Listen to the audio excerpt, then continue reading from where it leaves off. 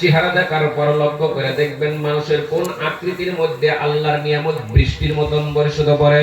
আল্লাহর নবী চোখের পানি জোর জোর করে ছেড়ে ছেড়ে বলতেছেন, সাহাবীরা রে, তোমরা কি জানো না আল্লাহর সাহাবীদের মধ্যে আমার উম্মতের মধ্যে এমন একটা সময় আসবে তিনটি আকৃতি করে যখন দুনিয়ায় থেকে মানুষ বিদায় হয়ে যায়। লক্ষণটা অনেক খারাপ। এক নম্বর লক্ষণ খারাপ হলো কোন ব্যক্তি মৃত্যু যন্ত্রণাকালে যদি জিহ্বায় কামড় দিয়ে দুনিয়ায় থেকে চলে যায়, যায় না বাবাজি। দুই নম্বর লক্ষ্য করে দেখবেন, মানুষ যখন দুনিয়ায় থেকে বিদায় হয়ে যায়, দুই নম্বর লক্ষ্য করে দেখবেন যে মানুষ পেশাব পায়খানা করতে করতে দুনিয়ায় থেকে বিদায় হয় না বাবাজি। তিন নম্বরে লক্ষ্য করে দেখবেন, মানুষ যখন মৃত্যু যন্ত্রণা উঠে যায়, ওই সময় লক্ষ্য করে দেখবেন যে হাত পাও বেঁকা করে করে উপরের দিকে চোখ বানায় বানায় চোখ দিয়ে টপ টপ করে পানি ছেড়ে ছেড়ে দুনিয়ায় থেকে বিদায় হয় না বাবাজি। বাবারে, তোমাদের পায়ে ধরে বলছি রে বাবাজি, অনেক হুজুরের ওয়াজ শুনছেন যে বাবাজি, অনেক হুজুর গজল গাইতেছে, অনেক হুজুর মানুষকে পাগল বানানোর জন্য লেকচার করে। আমার কথাগুলো একটু রেকর্ড করে নেন রে বাবা। ও বাবা, আমার বাসকান্দি হুজুর বলে দিয়েছে, পৃথিবীর জমিনের ভিতরে মানুষকে যখন দিনের দাওয়াত দিবারে একটু করে মালাকুল মউতের ভয়ের কথা তুমি শোনায়া দাও। এইবার বাবারে, মালাকুল মউত যখন সম্মুখে এসে যায়, ওই সময় লক্ষ্য করে দেখবেন মানুষ পেশাব পায়খানা করতে করতে দুনিয়ায় তিনি বিদায় হয়। বাবারে, মানুষ এই যে হঠাৎ যখন মৃত্যু হয়ে যায়, আপনার ছেলে আজকে সকাল বেলায় বাজারে চলে গেলেন, উলুবাড়ি বাজারে চলে গেলেন, কিংবা বাবাজি গড়াই মানেই বাজারে চলে গেলেন, কিংবা আপনাদের অঞ্চলের ভিতরে নগরপাড়া বাজার আছে না নাই বাবাজি। এবার নগরপাড়া বাজারের মধ্যে যখন আপনার ছেলে চলে গিয়েছে 150 পালসার গাড়ি নিয়ে, যখন যাইতে যাইতে হঠাৎ করে যখন একটা অ্যাক্সিডেন্টের মধ্যে যখন দুনিয়ায় থেকে বিদায় হয়ে যায়, মানুষ অ্যাক্সিডেন্টের মধ্যে বিদায় হওয়ার সঙ্গে সঙ্গে সর্বপ্রথম তার জিহ্বার ভিতরে কামড় লেগে যায়। বলুন নাউজুবিল্লাহ। বাবারে, তোমাদের পায়ে ধরে বলছি রে বাবা, দুই নম্বর লক্ষ্য করে দেখবেন, মানুষ যখন পেশাব পায়খানা করতে করতে দুনিয়ায় থেকে বিদায় হয়ে যায়, ও বাবা, প্যান্ডেলের নিচে যারা বসে আছি গো, কোন সময় জানি এই সময়টা আপনার আমার মধ্যে আসবে রে বাবাজি। আজকে হুজুরদের কথা শোনার ইচ্ছা হয় না, আলেমদের কথা শোনার ইচ্ছা হয় না। বাবারে, কুল্লু নাফসিন যায়কাতুল মউত সম্মুখে এসেছে, সেই জন্য বাবা বলিয়ে দিয়েছি, পেশাব পায়খানা করতে করতে মানুষ যখন দুনিয়ায় থেকে বিদায় হয়ে যাবে, এইবার মালাকুল মউতের চেহারা এমন একটা আকৃতি নিয়ে সম্মুখে ধরা পড়বে। আল্লাহর নবী যেদিন দুনিয়ায় থেকে চলে যায়, আমার নবীর মৃত্যু যন্ত্রণা কালের কারো কথা নবীজির মনে ছিল না, শুধুমাত্র একজনের কথা সর্বপ্রথম মনে হয়েছিলেন, মা ফাতেমার কথা। মা ফাতেমাকে মা মা বলে যখন ডাক দিয়েছে, এই বউটুকের ভিতরে যারা বাবা আছেন রে, বাবাদের পায়ে ধরে বলছে, বাবাজি ভালো করে শুনিয়ে রাখেন, আপনার মৃত্যু যন্ত্রণা কালে দুনিয়ার কেউ যদি আপনার জন্য চোখের পানি না বাহির করে দেয়, মেয়েগুলি কিন্তু বাবার চেহারা দেখার পর চোখের পানি ধরে রাখতে পারবে না, কারণ মেয়েরা সব চাইতে বাবাকে বেশি ভালোবাসে, বাসে না নাই বাবাজি। আল্লাহর নবীর মৃত্যু যন্ত্রণা কালে গো, আল্লাহর নবী যখন হুতাশের জমিনের মধ্যে পড়ে গেল, এবার ঘরের মধ্যে তিনি দরজার মধ্যে 1 নম্বর 2 নম্বর 3টা টোকা দিলেন। তিনটি টোকা পাওয়ার সঙ্গে সঙ্গে আল্লাহর নবীকে সালাম দিয়েছে, আসসালামু আলাইকুম ইয়া রাসূলুল্লাহ। এইবার মা ফাতেমার ঘরের দরজা খোলার জন্য নবীজি পাঠিয়ে দিলেন। আল্লাহর নবীকে যখন পাঠিয়ে দিল, আল্লাহর নবীর কথা শুনে মা ফাতেমা যখন ঘরের দরজা খুলে দিলেন, ঘরের দরজা খুলে দেওয়ার সঙ্গে সঙ্গে বাবাজি, মা ফাতেমা ভালো করে তাকায়া দেখে রে, আসমানের ভিতরে মাথা, জমিনের ভিতরে পা, সর্বশরীরের ভিতরে হলুদ রঙের চেহারা, সর্বশরীরের ভিতরে দেখেন বড় বড় চোখ নিয়ে যখন দাঁড়ায় গেছে, মা ফাতেমা থর থর থর থর করে কাঁপা শুরু করে দিয়েছে। মা ফাতেমা যখন জমিনের মধ্যে পড়ে গেল, এইবার আমার নবী বলছে, মা মা মা, তোকে আমি পাঠায়া দিলাম রে মা। দরজা খোলার জন্য দরজা খোলা বন্ধ করে তুই জমিনের মধ্যে কেন পড়ে গেলি রে মা? আল্লাহর নবীর মেয়ে কথা বললো না, আল্লাহর নবীর মেয়ে একবার না দুইবার করে ডাক দিলেন, কথা নাই। 3 নম্বরে যখন ডাক দিয়েছে নবীজির মেয়ে মা ফাতেমা বলতেছেন, বাবা বাবা গো, এমন একটা লোক তোমার ঘরের দরজার সম্মুখে দাঁড়ায় আছে, আসমানের ভিতরে মাথা, জমিনের ভিতরে পা, সর্ব শরীরের ভিতরে পাহাড়ের নাগাল বড় বড় চোখ নিয়ে যখন আমার সম্মুখে দাঁড়ায় আছে, আমি আল্লাহর নবীর মেয়ে কলিজার টুকরা মা ফাতেমা ভয় লেগে গিয়েছে, আমি ভয়তে পড়ে গিয়েছি মা বাবা, ও বাবা ঘরে ভয়তে আমি পড়ে গিয়েছে। আল্লাহর নবীকে প্রশ্ন করছে, বাবা গো এমন ব্যক্তি কত জীবনে আমি কোনোদিন দেখি নাই, বাবা ওই ব্যক্তির নাম কি আপনি বলে দিন। আল্লাহর নবী চোখের পানি জোরে জোরে করে সেরে সেরে বলতেছেন, মা মা মা শোনো রে বা, এমন একজন ব্যক্তি ছোট্ট ছোট্ট ছেলেদেরকে মার পলতেনে খালি করে কাপড়ের কাপড় লাগান, এমন একজন ব্যক্তি নিজের বিবিকে বিদ্যা করে জনমের মতন পাঠিয়ে দেয়, এমন একজন ব্যক্তিরে জনমের মতন আব্বা আব্বা ডাক বন্ধ করে দেয়, তার নাম হলেন হযরত মালাকুল মউত। এবার যখন বাবার মৌতের কথা কোনো মেয়ে শোনে রে বাবা, কোনো মেয়ে কি কান বন্ধ করতে পারে, কোনো মেয়ে কি সহ্য করতে পারে রে বাবাজি?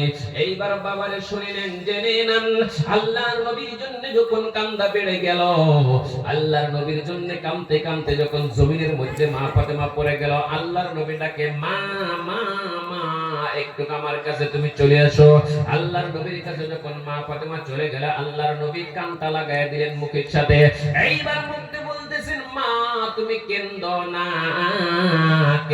রে মা, আমি নবী যখন দুনিয়াতে চলে যাব, সর্বপ্রথম আমার বংশের ভিতরে তুমি মার সঙ্গে আমার দিদার হয়ে যাব, বলুন সুবহানাল্লাহ। আল্লাহর নবী সেদিন তিনি মেয়েদেরকে কোনোদিন নাম ধরে ডাকেন নাই, আল্লাহর নবী মেয়েদেরকে মা মা বলে ডাক দিয়েছে।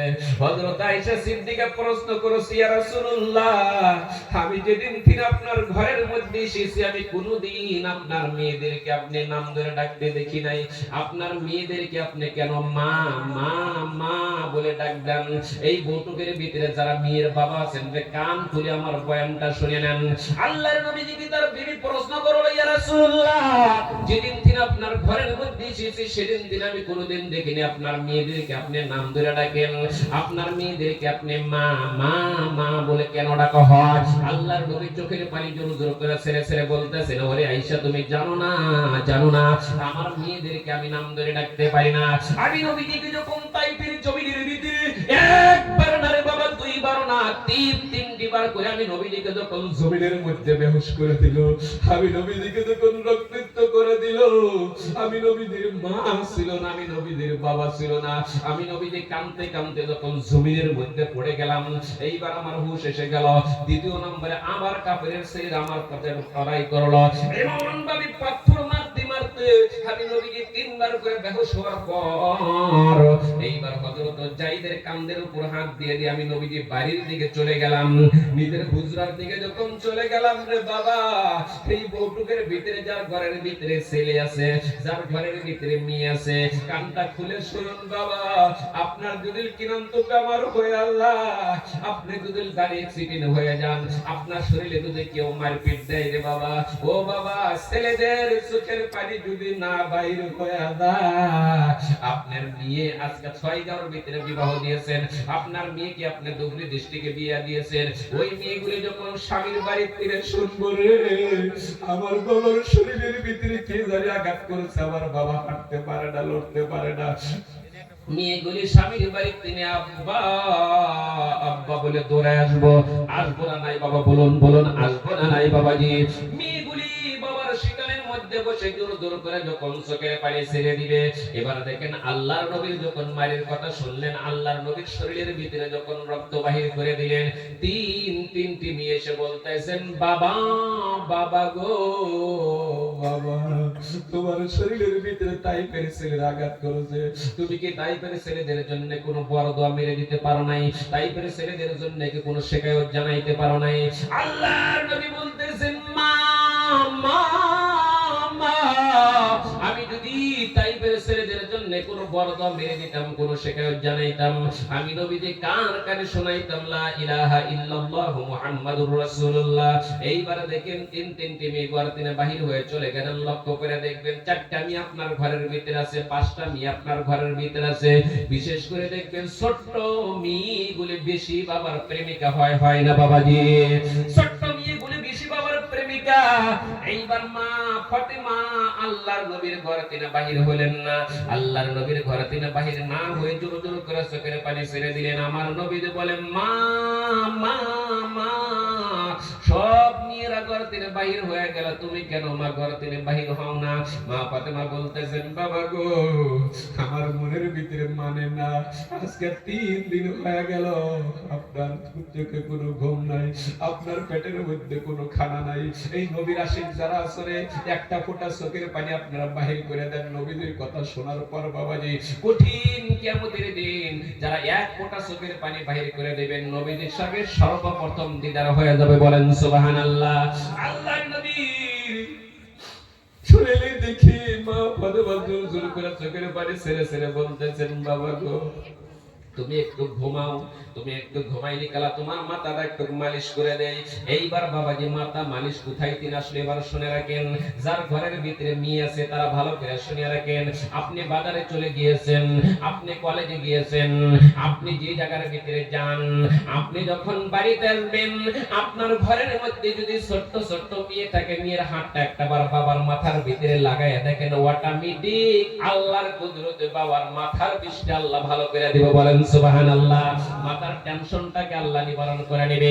কারণ আমার নবীজি পেটের মধ্যে যখন একদিন না রে বাবা, 2 দিন না 3 দিনের ক্ষুধা যখন সহ্য করতে পারে নাই, আবার নবীজি পেট ধরে ধরে যখন চলে গেছে মা ফাতেমার বাড়িতে, মা মা যখন ডাক দিয়েছে, আল্লাহর নবী বলছে, আমি 3 দিনের ক্ষুধা নিবারণ হয়ে আমি মা ফাতেমাকে দেখার পর আমার কলিজা ঠান্ডা হয়ে গেল। এইবার মুসলমান আল্লাহর নবীর মেয়ে যখন মাথা মালিশ করে দিতেছেন, মাথা মালিশ করতে করতে করতে করতে আল্লাহর নবী ঘুমায়া গেলেন। আল্লাহর নবী যখন ঘুমায়া গেলেন, মুসলমান এই বউটুকের ভিতরে মা হারা সন্তান আছেন না নাই? একটাবার বলুন বাবা, আছেন না নাই বাবাজি? এই বউটুকের ভিতরে বাবা হারা সন্তান আছে গো। আজকে 10 বছর হলো ওই বাবাকে বাবা বলে ডাকতে পারি না, মাকে মা মা বলে ডাকতে পারি না। হঠাৎ করে রাত্রে যখন আপনি ঘুমাইছেন, ঘুমানোর সঙ্গে সঙ্গে যদি মা ডাক দেয়, বাবা বাবা বলে ডাক দেয়, বাবা যদি তোমাকে আব্দুর রহমান আব্দুল খালেক বলে স্বপ্নের মধ্যে ডাকে রে বাবা, ঘুমের তীরে চমকে ওঠে, একটাবার আমাদের চোখের পানি বাহির হবে, হবে না নাই বাবাজি? মাকে স্বপ্নে দেখলাম, বাবাকে স্বপ্নে দেখলাম, কোথায় গেল কোথায় গেল রে বাবাজি? এইবার মুসলমান শুনো, আল্লাহর নবী যখন ঘুমিয়ে গেলেন, ঘুমানোর সঙ্গে সঙ্গে মুসলমান আল্লাহর নবীর মা আমিনা এসে হাজির হয়ে গেল। আল্লাহর নবীর শীতানে বসে বসে যখন কান্না শুরু করে দিলেন, ওরে বাবা রে, কোন সন্তানকে যদি কেউ আঘাত দেয়, কেউ মারপিট দেয়, কোন মা সহ্য করতে পারবে না। মা অনেক রকমের কথা শুনে শুনে অভিশাপ করবে। এইবার মা আমিনা এসে হাজির হয়ে গেল। আল্লাহর নবী বললেন, আল্লাহর নবীর মা বলতেছেন, আল্লাহ, আমার মুহাম্মাদের বাবা নাই, আমার মুহাম্মদ জীবনে কোনো বাবার চেহারা মণ্ডলী দেখতে পারে নাই, আল্লাহ তাকে তাইফের ছেলেরা এমন করে মারপিট দিয়েছে। এইবার যখন আল্লাহর নবীর মেয়ে, এইবার মা আমিনাকে স্বপ্নের মধ্যে পায়ে থাপ্পা দিয়ে হাত ধরলো। হাত ধরার সঙ্গে সঙ্গে নবীজি ঘুমের তীরে চমকায় উঠলেন। ঘুমের তীরে চমকে উঠে দেখেন যে আল্লাহ, রাত্রে স্বপ্নে দেখলাম মাকে, মার হাত ধরলাম, ঘুমের তীরে চমকে উঠে দেখি মা নাই, মা নাই। আল্লাহর নবীর কান্না বেড়ে গেল। আল্লাহর নবী কাঁদতে কাঁদতে যখন চোখের পানি টপ টপ করে জমিনের মধ্যে পড়ে গেল রে, আল্লাহর নবীর চোখের পানি দেখে আমার আল্লাহ সহ্য করতে পারে নাই।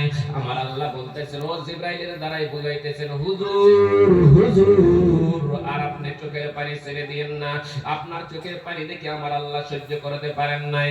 রাত্রে যেভাবে আপনার মা আমিনার হাত ধরেছিলেন স্বপ্নের ভিতরে, আপনি নিজের হাতের দিকে আপনি লক্ষ্য করুন। আল্লাহর নবী হাতের দিকে লক্ষ্য করে যায় দেখেন যে নিজের মেয়ে ফাতেমার হাত ধরেছে। বলুন সুবহানাল্লাহ। এইবার মেয়ের বাবা যারা আছেন ভালো করে শুনে রাখেন, মেয়ে জাতটা কি জাত, মহিলা জাতটা।